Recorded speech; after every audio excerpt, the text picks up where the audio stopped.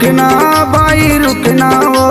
रुकना बाई रुकना धर के लावा तो जड़ी शंकर जटा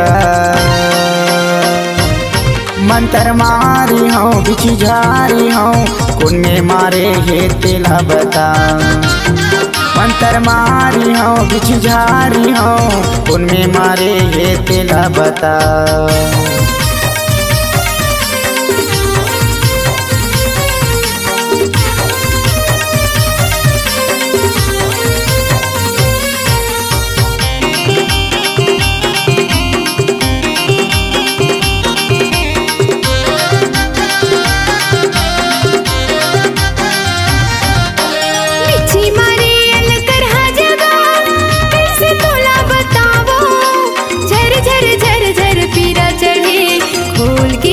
दिखावा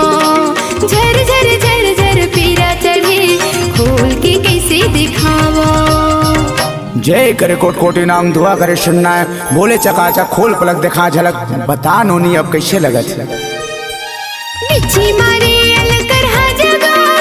कैसे तोला बतावा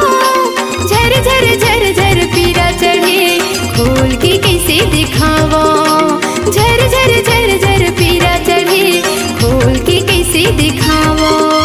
गोला तो कल्ला माना तीर मत हायाना धर के लाए हो जड़ी शंकर जटा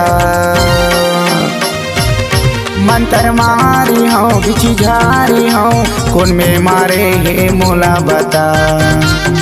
मंतर मारी हो बिछी झारी हो कुन में मारे हे मोला बता।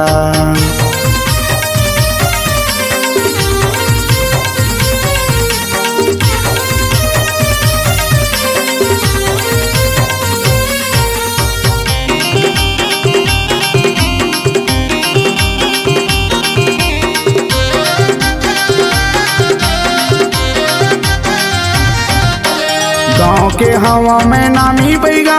धनुष हो मुले कहते हीरा हटाऊं आठो अंग के वो मंत्र के हामा बैठ के पीरा हटाऊं आठो अंग के वो मंत्र के हामा बैठ के। जय शंकर के बूटी कांटा लगे ना कूटे जय शिव शंकर दुश्मन लतंकर आपू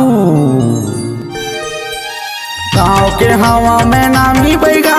धनुष हो मुला कहते पीरा हटाऊं आठो अंग के वो मंत्र की हामा बैठ के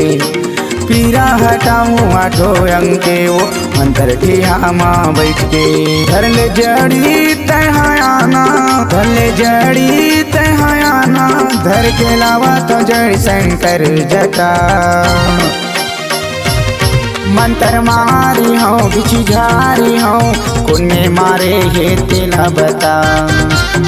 मंतर मारी हूँ बिछी झारी हूँ कुन में मारे हे तेला बता।